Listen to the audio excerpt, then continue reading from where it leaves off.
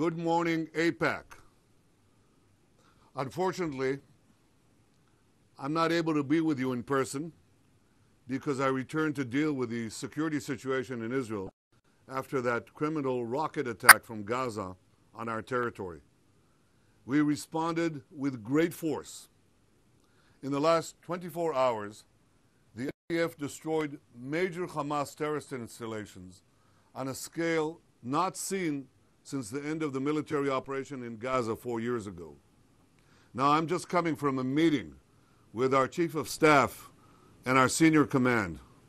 And I can tell you, we are prepared to do a lot more.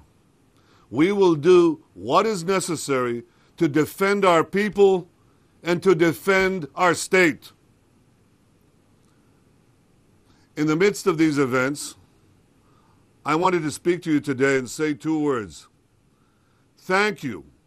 Thank you, AIPAC. Thank you for bringing together 18,000 proud Americans and more than 4,000 American students who stand with Israel. Thank you.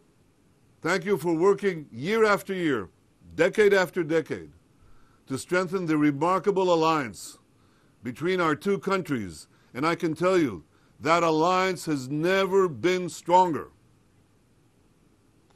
Thank you for working to strengthen support for Israel on both sides of the aisle, Democrats and Republicans alike. That is how it's always been, and that's how it should always be. Yesterday at the White House, President Trump again made history. He formally recognized Israel's sovereignty over the Golan Heights. Now that deserves enormous applause.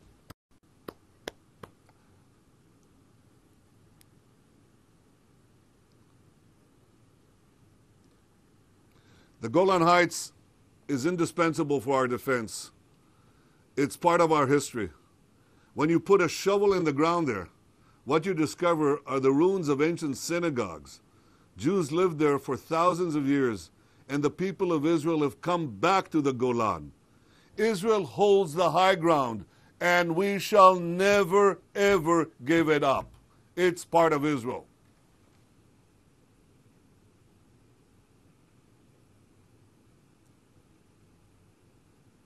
So on behalf of all the people of Israel, thank you, President Trump, and thank you for all the historic decisions you have made. I'm sure you remember that in 2015, I went to the American Congress. I spoke out against the disastrous nuclear deal with Iran. In 2018, President Trump walked out of that bad deal. He restored American sanctions against the genocidal regime in Tehran that vows to destroy the one and only Jewish state. He recognized Jerusalem as Israel's capital. He moved the American embassy there. He put a great ambassador there, Ambassador David Friedman. You just heard him. And with Ambassador Ron Dermer, Israel and the United States have two of the greatest ambassadors on earth. Thank you, ambassadors. Thank you, President Trump.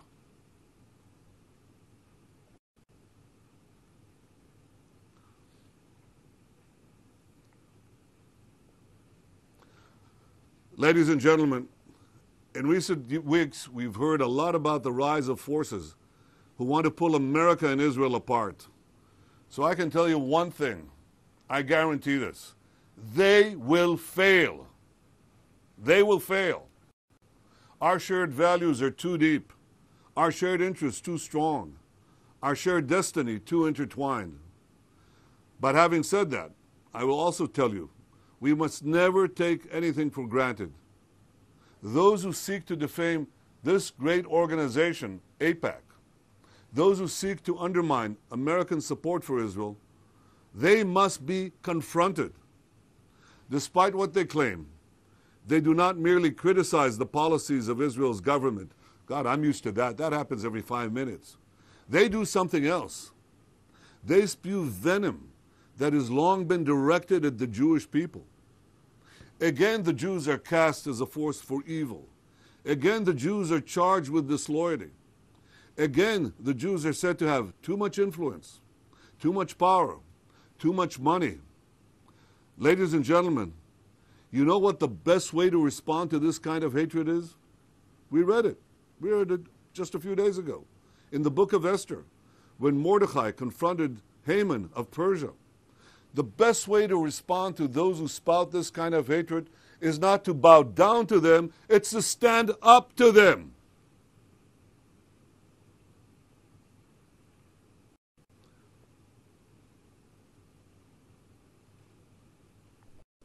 So I have a message to all the anti-Semites out there, whether they live in modern Persia, in the palaces of Tehran, or the bunkers of Beirut, whether they march through the streets of Charlottesville or murder worshippers in a synagogue in Pittsburgh, whether they voice their hatred in political parties in Britain or Europe or the United States.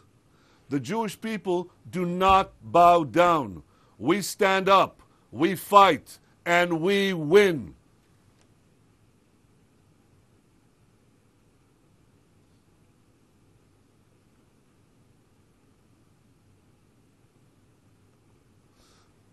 My friends, ladies and gentlemen, some people will just never get it.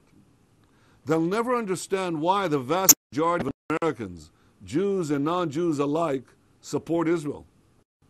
Take it from this Benjamin. It's not about the Benjamins. The reason the people of America support Israel is not because they want our money. It's because they share our values. They just don't get it. It's because America and Israel share a love of freedom and democracy. It's because we cherish individual rights and the rule of law. It's because we don't judge people by the color of their skin, their religion, or their sexual orientation. I'm proud of Israel's vibrant democracy, where no one is a second-class citizen. All of Israel's citizens are first-class citizens.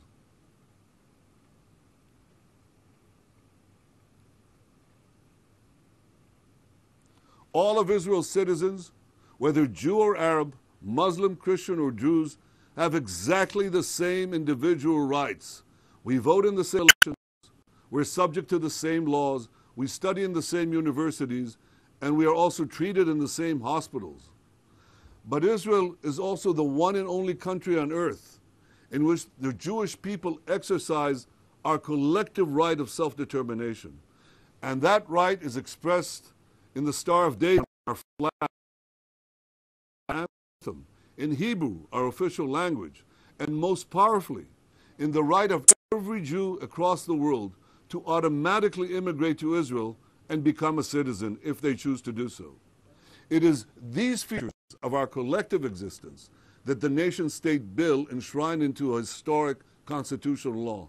And contrary to the false attacks and allegations, it did not denigrate individual rights, which remain sacred and equal for all our citizens, and it will always be that way.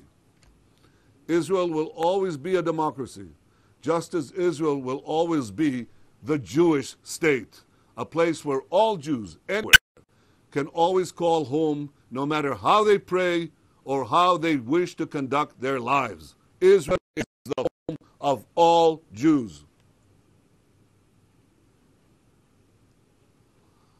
That is why we all celebrate today the democratic Jewish state of Israel.